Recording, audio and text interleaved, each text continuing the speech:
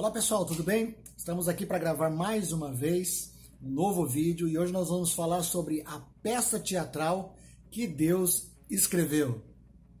Antes, porém, gostaria de pedir a você que se inscreva no nosso canal, deixe o seu like nesse vídeo, comente, compartilhe, acione o sininho para as notificações. Eu peço a sua colaboração, como tenho dito, a minha motivação, o meu intuito de produzir esses vídeos é espalharmos a palavra de Deus, é compartilharmos um pouco daquilo que Deus tem nos ensinado, daquilo que temos aprendido, para que nós possamos edificar a sua vida, edificar aqueles que vão ouvir esse vídeo e que de alguma forma Jesus seja exaltado, o nome dele se torne famoso a cada dia mais.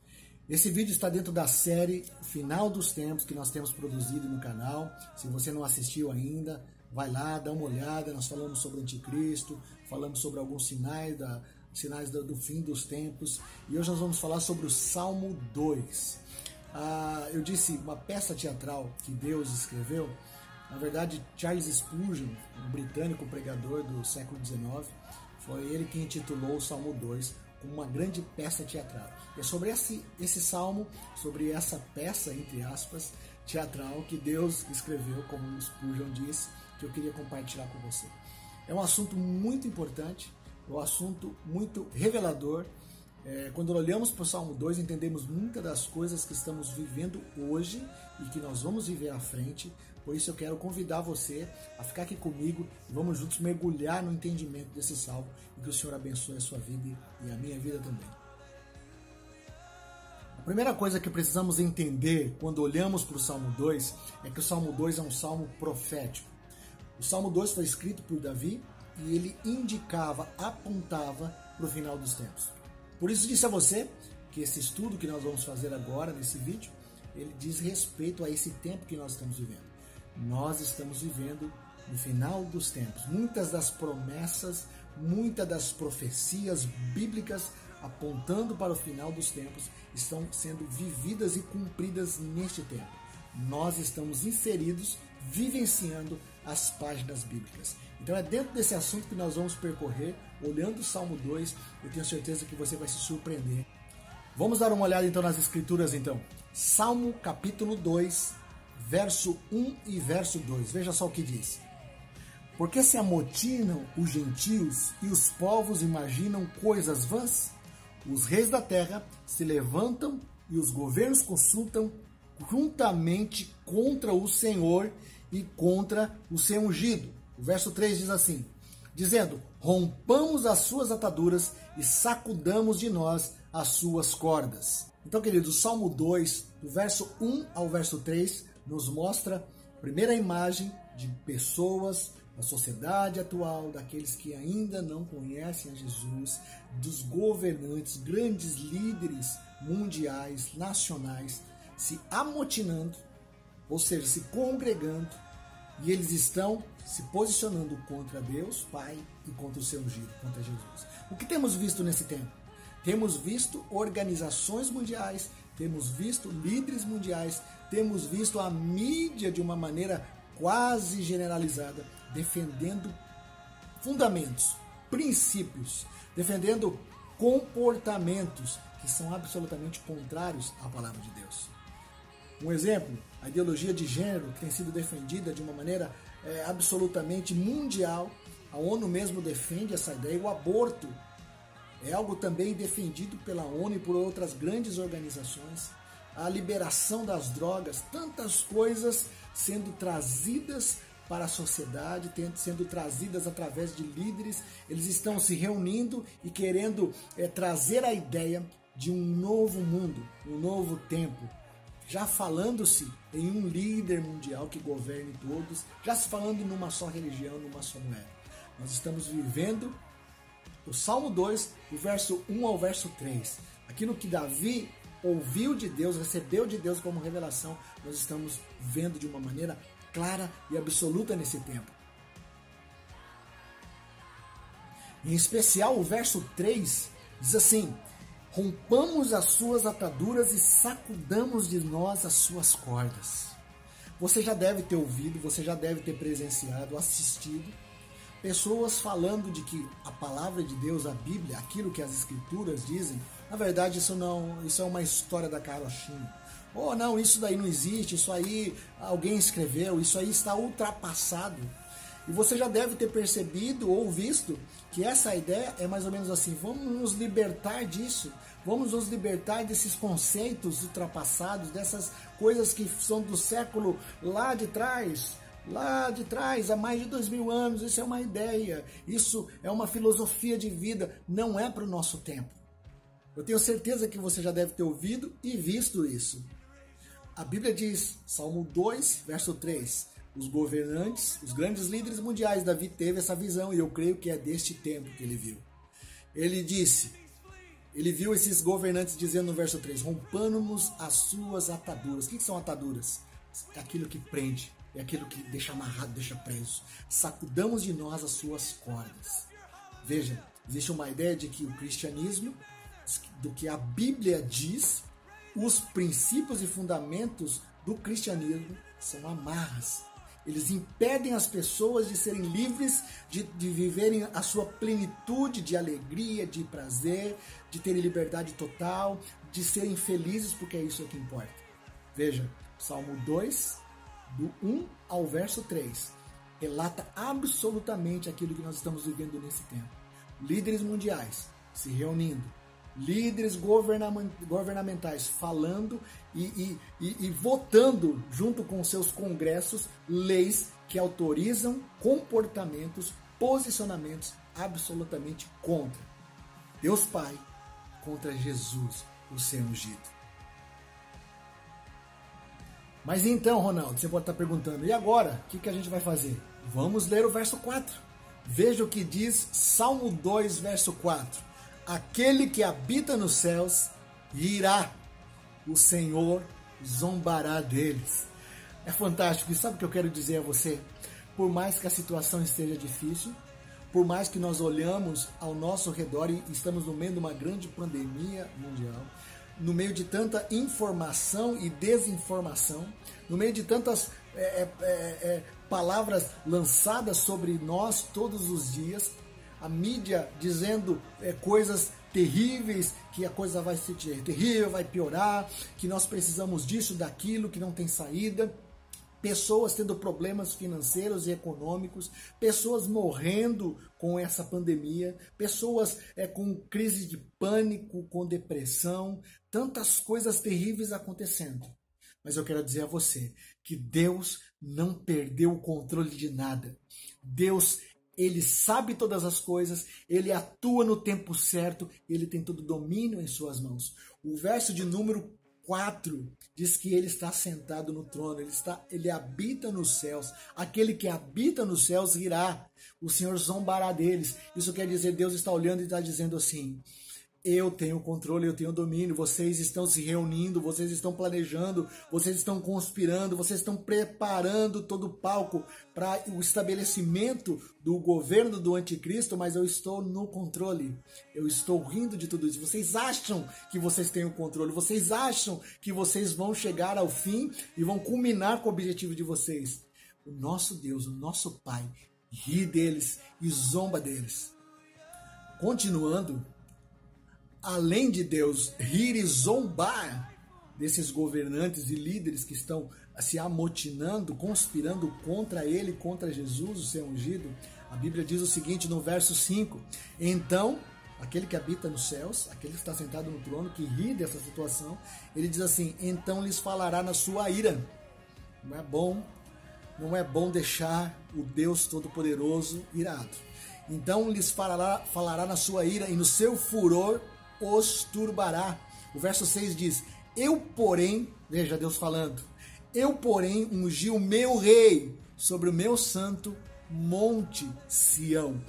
Veja, eu quero enfatizar com você o verso 5 e o verso 6. A Bíblia diz que Deus fala na sua ira e no seu furor a esses que estão intentando e conspirando contra a palavra de Deus, os propósitos de Deus. Diz assim, eu porém ungi o meu rei. Quem é esse rei?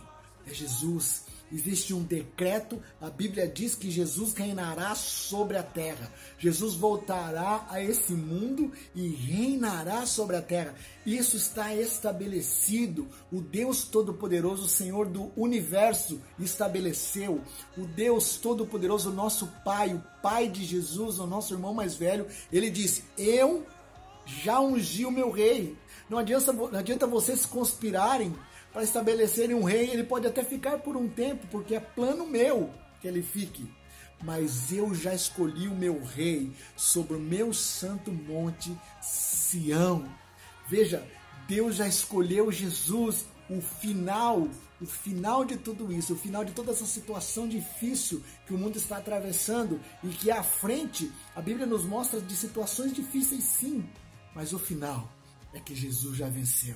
O final é que a igreja, os filhos de Deus, a noiva do Cordeiro, já venceram por causa de Jesus, por causa da nossa fé nele e da nossa permanência nele. É fantástico. Eu sou apaixonado por esse salmo. Depois que os governantes e os grandes líderes mundiais, os gentios, estão conspirando contra o Deus Todo-Poderoso, Deus Pai, o Senhor e o seu ungido Jesus, Deus Pai entra em cena e ele diz: olha, a Bíblia diz que ele zomba e ri dos inimigos. E ele declara: olha, eu já escolhi o meu rei. Jesus vai reinar sobre o monte Sião. Depois disso, Jesus vai entrar em cena e vai declarar algo fantástico. Do verso 7 ao verso 9 do Salmo 2, Jesus declara o seguinte: proclamarei o decreto, o Senhor me disse. Veja, Jesus, o Filho, falando do Senhor, o Pai, me disse: tu és o meu filho, eu hoje te gerei. Existe uma declaração de Deus no Salmo 2 dizendo sobre Jesus: você é o meu filho, eu hoje te gerei. Essa declaração é encontrada em outras partes das Escrituras.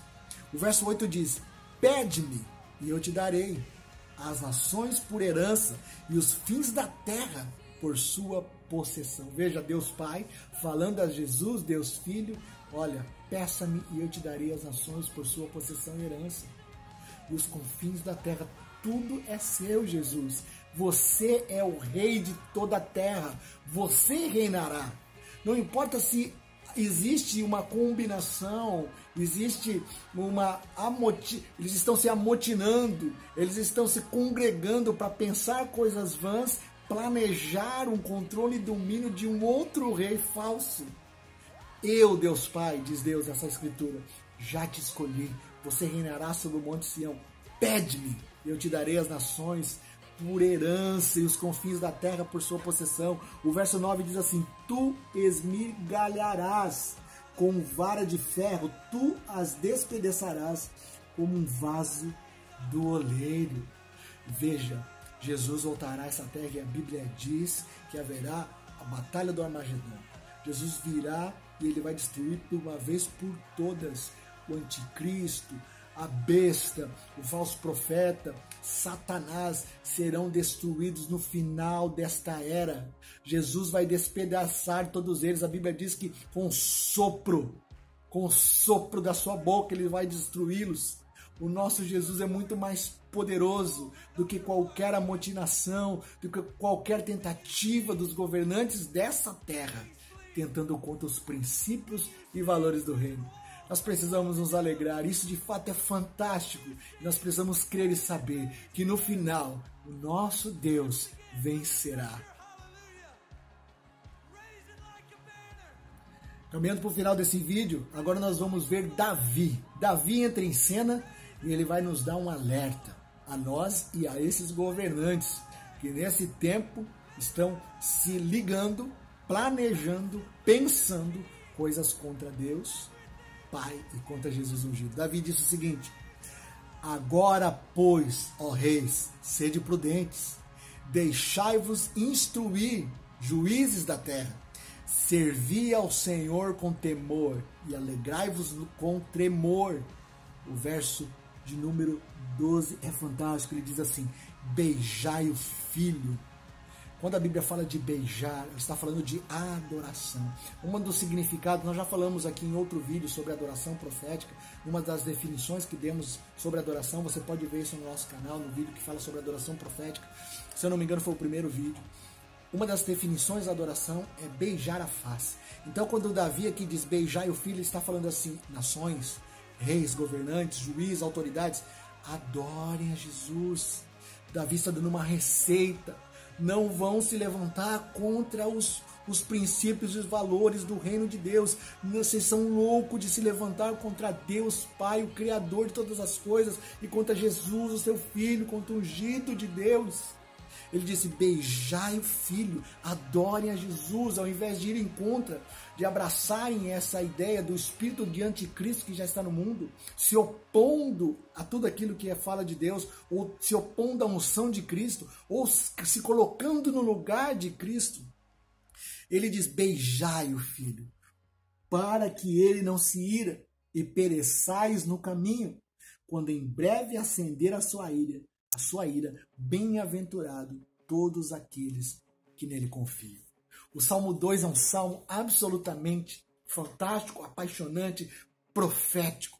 É um salmo que fala do final dos tempos, é um salmo que fala desta era, desse tempo.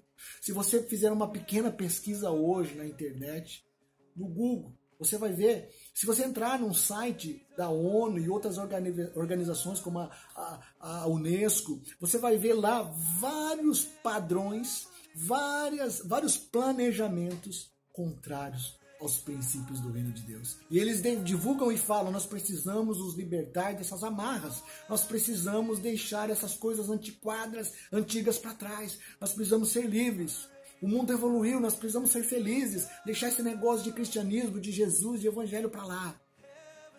Se você parar um pouquinho e ver, nós estamos vivendo o Salmo 2, verso 1 a 3. Mas eu quero dizer a você, que como o verso 4 e 5 diz, Deus olha tudo isso e Ele ri, Ele zomba.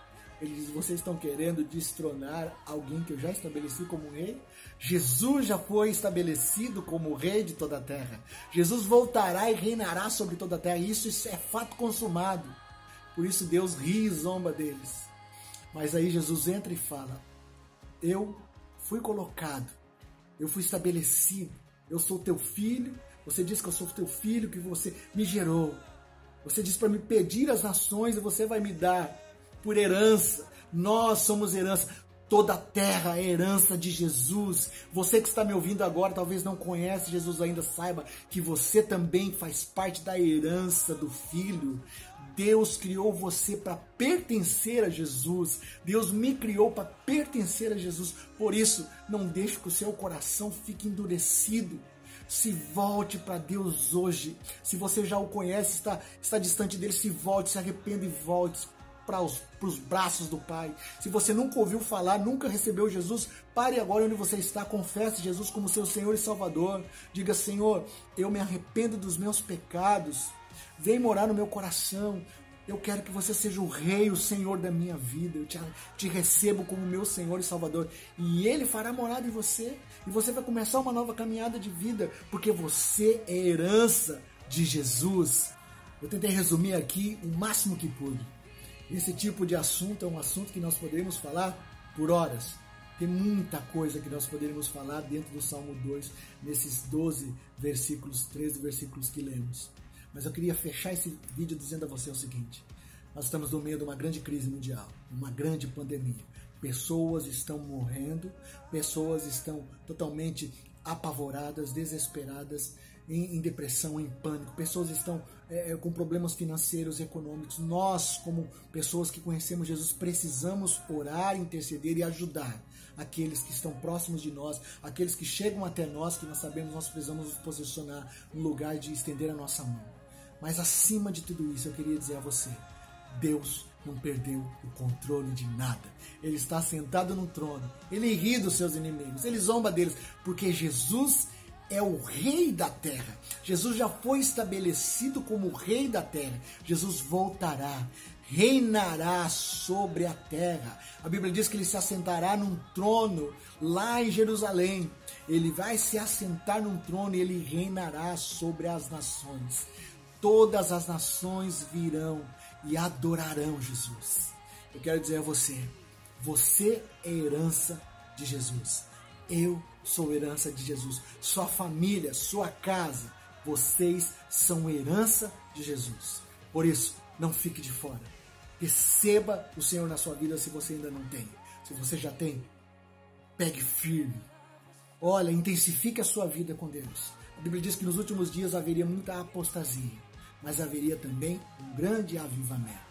Eu prefiro abraçar o avivamento e ficar longe da apostasia.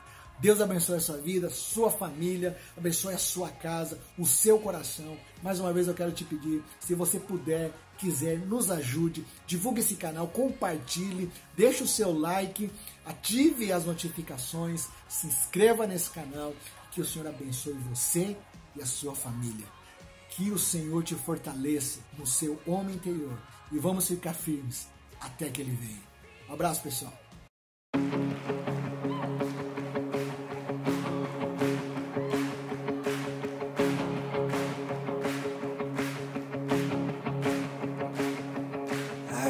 A hallelujah in the presence of my